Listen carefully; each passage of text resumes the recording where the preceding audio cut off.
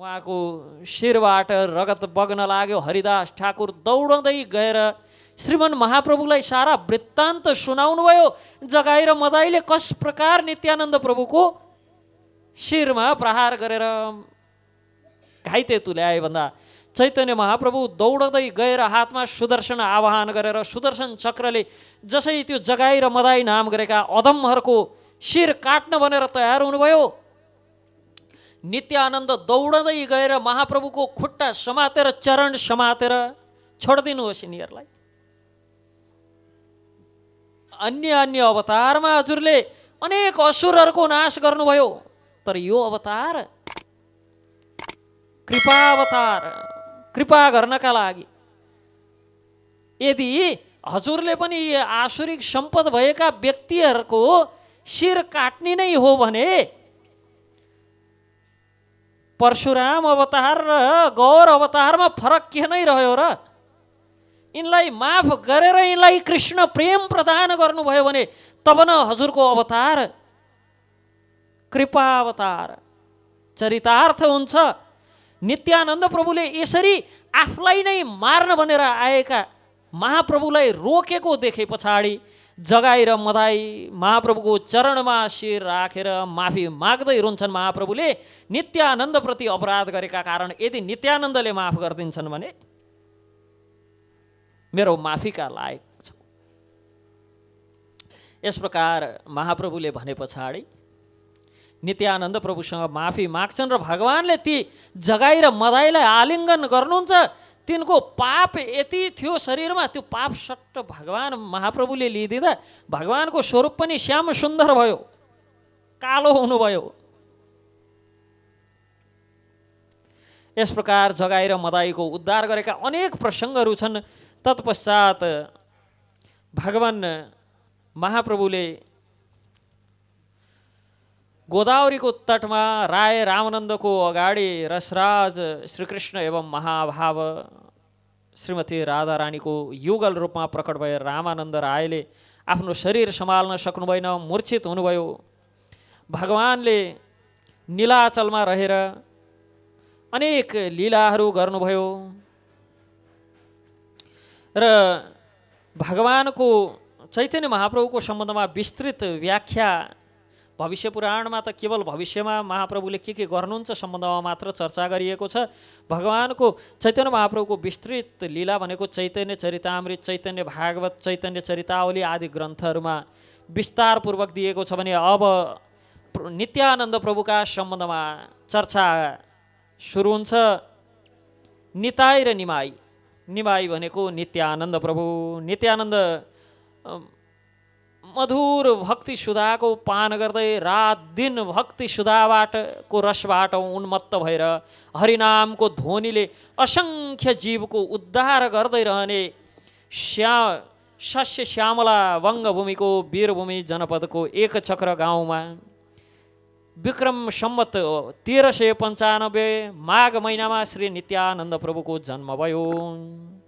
अनि पिता माता हडाई पण्डित एवं पद्मावती बडो धर्मनिष्ठ विष्णु भक्तका सन्तानको रूपमा आउनुभएका उहाँ स्वयं शेष अवतार, स्वयं बलरामका अवतार हुनुहुन्छ।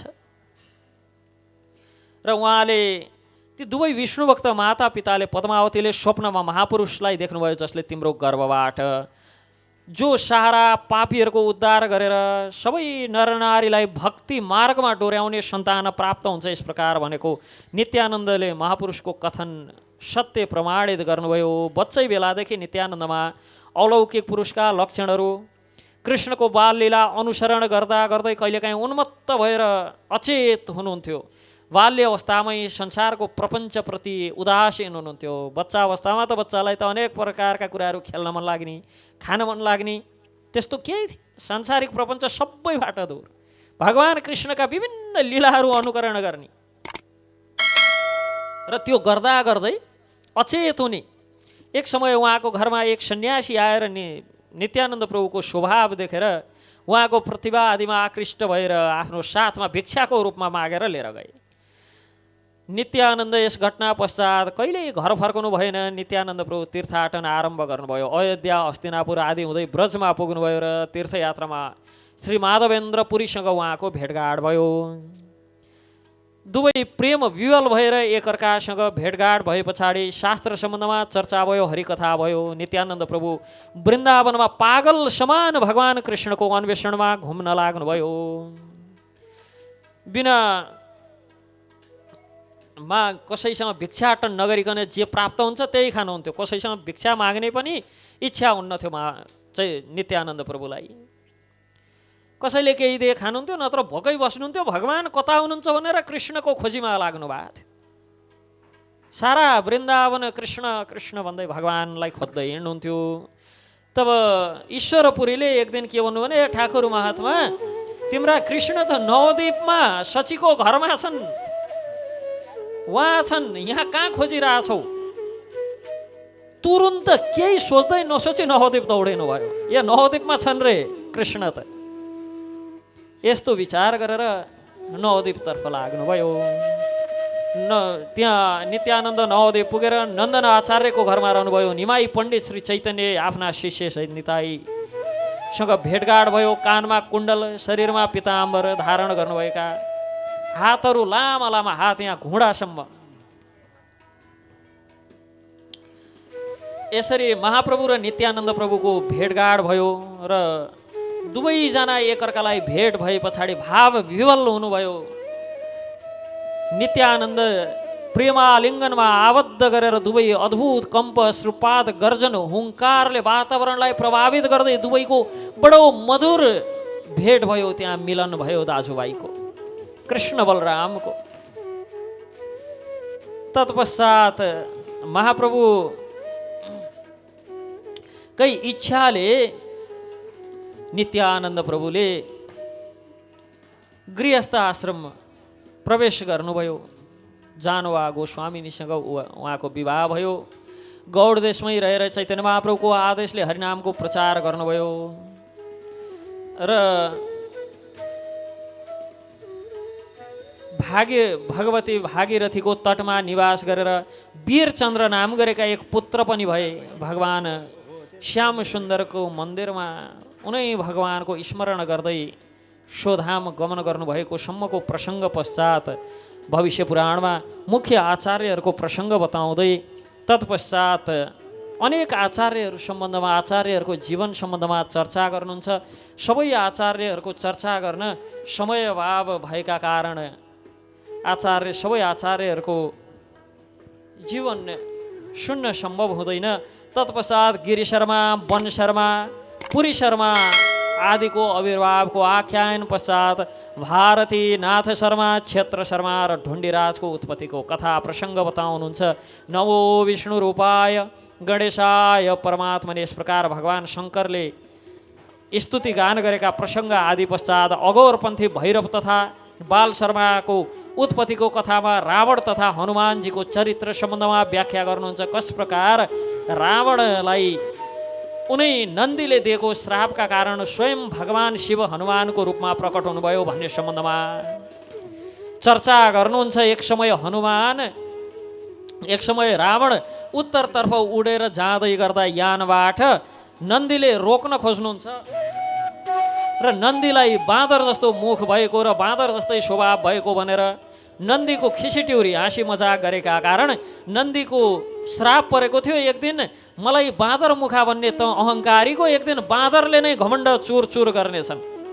आफ्नो भक्तको यस्तो वचन सुनेर देवादिदेव महादेव स्वयं बाँदर जस्तो भनेर हनुमानको रूपमा प्रकट हुनुभएको प्रसङ्ग पश्चात रुद्र महात्म्यको चर्चा आउँछ र तत्पश्चात वसुदेवताहरूको अंशबाट कुबेर, अदिति आदिको उत्पत्ति हुँदै रामायणको संक्षिप्त कथा एवं त्रिलोचन भक्तिको वृत्तान्तको प्रसङ्गमा सहस्रम राम रामेति जपितं येन धीपता सीता नाम्ना च तस्यैव फलं ज्ञेय च तत्समम्।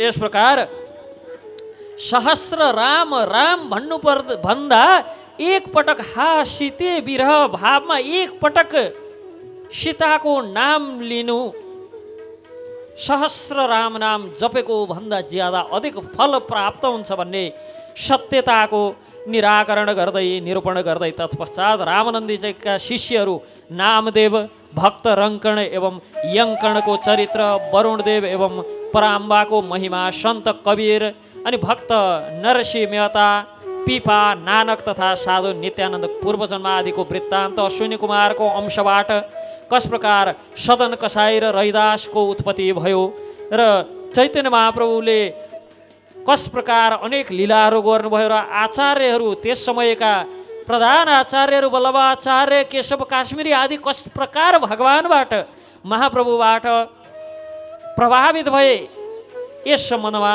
चर्चा गर्दै अनि भक्तहरूसहित श्रीमन् चैतन्य महाप्रभुले जगन्नाथपुरीको यात्रा गर्नुभएको प्रसङ्ग र साक्षात् भगवानसँग वार्तालाप आदिको सम्बन्धमा चर्चा गर्दै मुनि श्रेष्ठ कण्डवका उपाध्याय, दीक्षित तथा पाठक आदि 10 पुत्रहरूको उत्पत्ति, महाप्रभु आदि आचार्यद्वारा शुद्धिपूर्वक वैष्णव धर्मको कस प्रकार विस्तार भयो र जगत सबै वैष्णव कसरी हुन लागे भन्ने सम्बन्धमा चर्चा गर्दै अकबर आदि अन्तिम मुगल शासकहरूको चरित्र, तुलसीदास, सूरदास, मीराबाई, तानसेन, बिरबल आदिको पूर्वजन्मको वृत्तान्त, गुरुण्डु, मौन र सर्वोत्तम म्लेच्छ राज्यहरूको कस प्रकार विस्तार हुँदै जान्छ। कस प्रकार म्लेच्छ आदिले राज्य गर्छन्। म्लेच्छ पश्चात सबभन्दा पहिले मुगल आदिको राज्य, मुगल पश्चात म्लेच्छको राज्य, शूद्रको राज्य र स्त्री राज्यसम्म चर्चा गर्दै कस प्रकार स्त्री आदिले समेत राज्य गरिसके पछाडि राज शासन गर्नका लागि योग्य व्यक्ति कोही नरहेर जसका पाखुरीमा बल छन्, जसले जति धोका दिन सक्छ, जसले जति छलछाम गर्न सक्छ, त्यस्ता छलछाम गर्ने, धोकाधाडी गर्नेहरूको राज्य कसरी सुरु हुन्छ, कसरी ती शासक बन्छन् भन्ने प्रसङ्गमा चर्चा गर्दै अन्तमा कलिको द्वितीय, तृतीय र चतुर्थ चरणको वृत्तान्त सुनाएर कल्की भगवानको अवतार सम्बन्धमा चर्चा गर्नुहुन्छ। हे राजन, व्यासजी भन्नुहुन्छ कि जब कलियुगको 4,32,000 वर्षको आयुको अन्तिम चरण सुरु हुन्छ तब के हुन्छ त एकजना मात्र विष्णु शर्मा नाम गरेका वैष्णव ब्राह्मण बाँकी रहन्छन्। वैष्णवहरू सबै सकिन्छन्। ब्रह्म कर्ममा लाग्ने अध्यात्म परायण श्रीहरिका भक्तहरू एकजना पनि रहँदैनन्। केवल एक विष्णु शर्मा नाम गरेका ब्राह्मण रहन्छन् मगध देशमा। र त्यहाँ शालिग्राम उपासक, शालिग्रामको उपासना गर्ने त एउटै मात्र व्यक्ति बाँकी रहन्छन् र तिनै विष्णु शर्माकी पत्नी एवं पुत्रले गएर त्यतिखेरका शासकहरूसँग भन्छन्, थाहा छ हाम्रा बुढा त, हाम्रा पिता त घरमा शालिग्रामको पूजा गर्छन्, तुरुन्त आएर तिनलाई कारवाही गर्नु पर्यो। त्यस्तो दिन आउँछ कुनै दिन कि घरमा पतिले शालिग्रामको सेवा गरे भनेर पत्नी र पुत्र, छोरो र श्रीमती उजुर गर्न पुगे, हाम्रा श्रीमानले त शालिग्रामको उपासना गर्छन्, तिनलाई कारवाही गर्नु पर्यो, समातेर ठेगान लगाउनु पर्यो। जब ती शासकहरू आउँछन्, शालिग्राम उपासक ती विष्णु शर्मालाई कारवाही गर्न भनेर अब प्रमाण त चाहियो, कहाँ छ यिनले उपासना गर्ने शालिग्राम? सारा घर उलट पुलट पारेर खोजे, शालिग्राम भेट्दैनन्। आएर सोद्धाखेरि बोल्दैनन्। नबोले पछाडि फर्केर गए। जसै फर्केर गए विष्णु शर्माले यताउता हेर्छन्, कसैलाई नदेखेपछि मुखमा लुकाएको शालिग्राम निकाल्छ। बिचारा कसरी बोलुन्, मुखमा त शालिग्राम लुकाएर बसेका थिए कि भेट्यो भने फुटाइदेलान् भनेर। तत्पश्चात देखे घरमा, ओहो मुखा लुकाएर बसेर छन्, कम बाठा छन् भनेर गएर मुखा लुकाएर बसेर छन् हिँड हेर्नलाई। ती सैनिकहरू फेरि आएर जोरले यहाँ पछाडि हिर्काउँछन् लात्तीले, मुखबाट शालिग्राम भुइँमा झरेर तिनै शालिग्रामबाट भगवान श्री कल्की अवतार पुराण पुरुष, पुरुषोत्तम पुराण पुरुष भगवान श्रीकृष्ण कल्की स्वरूपमा उत्पन्न हुनुहुन्छ। हातमा खड्ग, कवच, ढाल आदि धारण गर्नुभएका दिव्य श्वेत अश्व आरूढ दैत्य स्वरूप म्लेच्छहरूलाई मारेर योग मार्गको आश्रय प्रदान गर्ने भगवान श्रीहरि प्रकट हुनुहुन्छ त्यही शालिग्राम शिलाबाट। र के गर्नुहुन्छ त भन्दाखेरि उहाँले 16,000 वर्षसम्म योग अग्निबाट यो सबैलाई तप्त गराएर तताएर कर्मभूमि भस्मीभूत भएर निर्जीव हुनेछ। सबै मर्नेछन्, यहाँ कोही बाँकी रहँदैनन्। आपसी कलहले एकले अर्कोलाई मार्छन्। अहिले पनि मार्छन् पायो भने त कलह त अहिले पनि कम छैन। अब अझ लाखौँ वर्ष पछाडि के अवस्था होला। मार्छन् मात्र होइन, एकअर्कालाई खान्छन् पनि। तत्पश्चात प्रलयङ्कर मेघ उत्पन्न भएर प्रलयकारी वृष्टि हुन्छ, भूमि जलमा निमग्न हुन्छ, घोर कलियुग बलिको समीपमा जान्छ।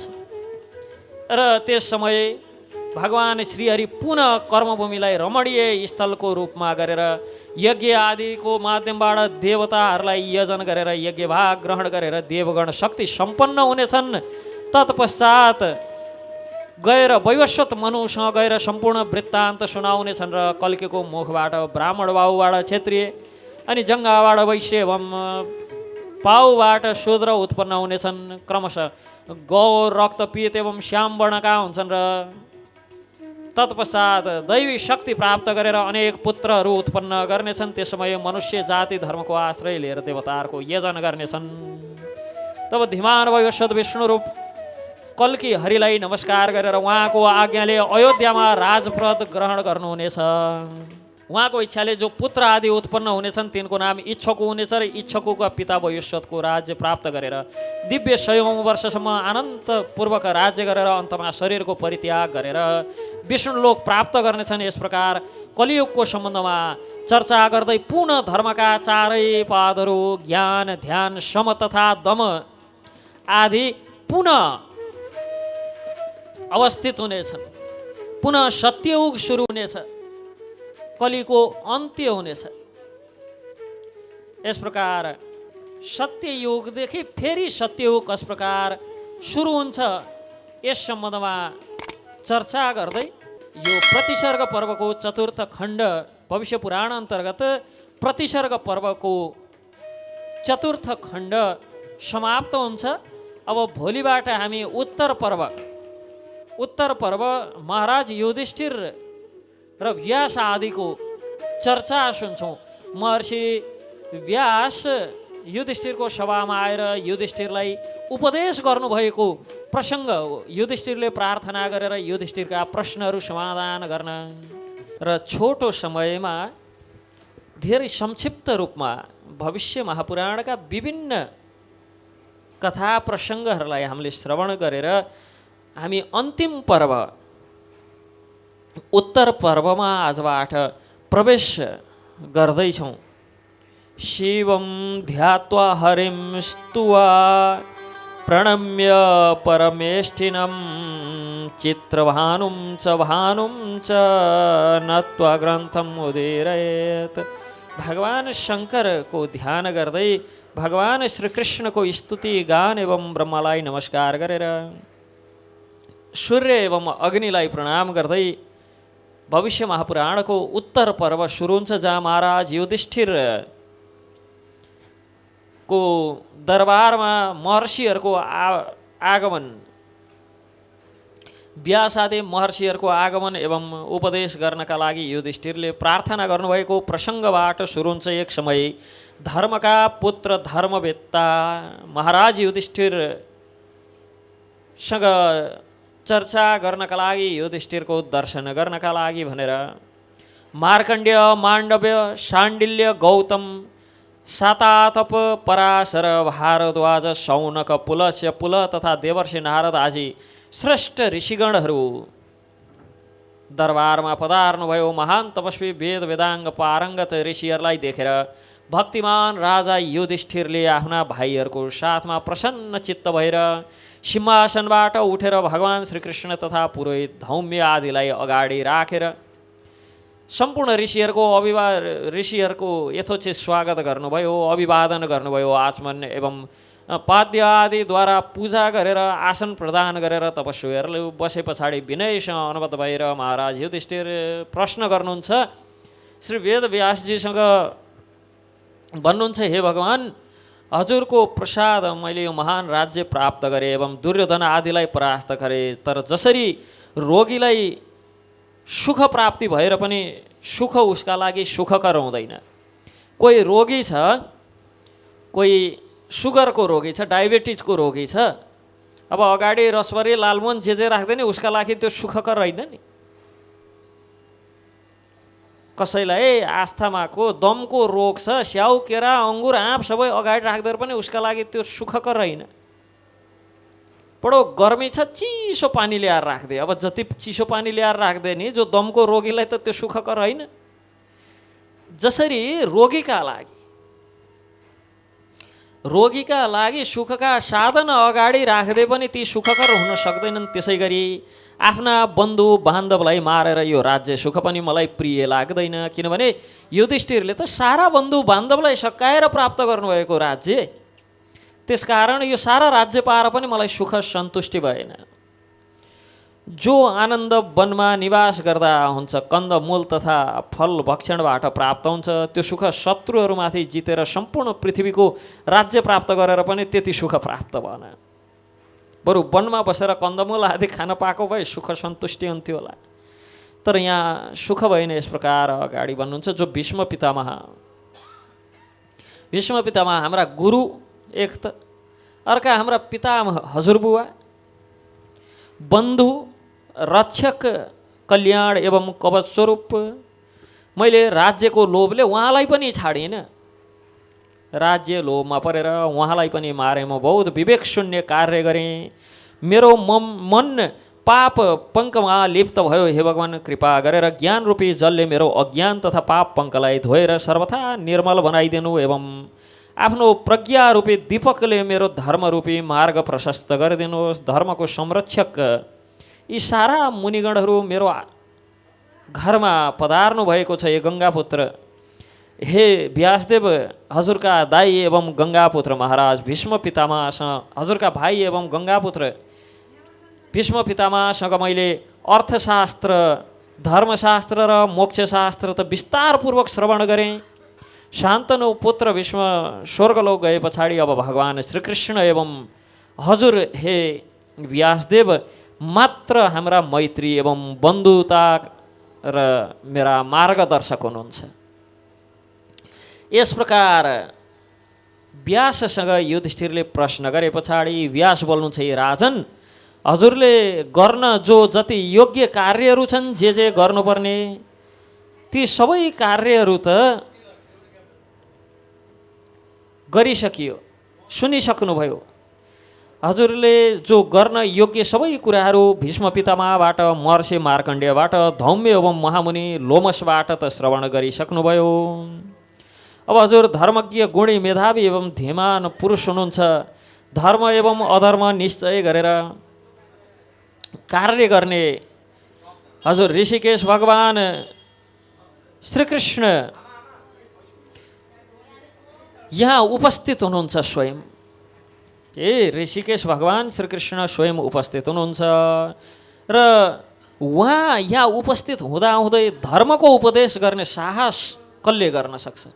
कसले धर्मको उपदेश गर्न सक्छ? साक्षात् भगवान यहाँ उपस्थित हुनुहुन्छ। संसारका सृष्टि स्थिति तथा पालनका कर्ता हुनुहुन्छ र यसको प्रत्यक्षदर्शी पनि हुनुहुन्छ। सृष्टि स्थिति र प्रलय उहाँले नै गर्नुहुन्छ र यो सबैको पालनकर्ता र प्रत्यक्षदर्शी दुवै उहाँ नै हुनुहुन्छ। अत उहाँबाटै उपदेश सुन्नुहोस्, किनभने यिनै भगवानको केवल नामोच्चारण मात्रले पनि सर्वधर्म सार, सम्पूर्ण धर्मको सार प्राप्त हुन्छ भने यस्ता भगवान स्वयंबाट धर्मको सार सुन्नुहोस्। के गर्नुपर्ने, कसो कसो गर्नुपर्ने यस सम्बन्धमा उहाँबाटै सुन्नुहोस्। किनभने केवल उहाँको नामोच्चारणले मात्र, त्यो पनि परिहास्यपूर्वक उहाँको नाम उच्चारण मात्र गर्नाले वा नामाभासको रूपमा केवल आभास मात्र उहाँको नाम हुनाले पनि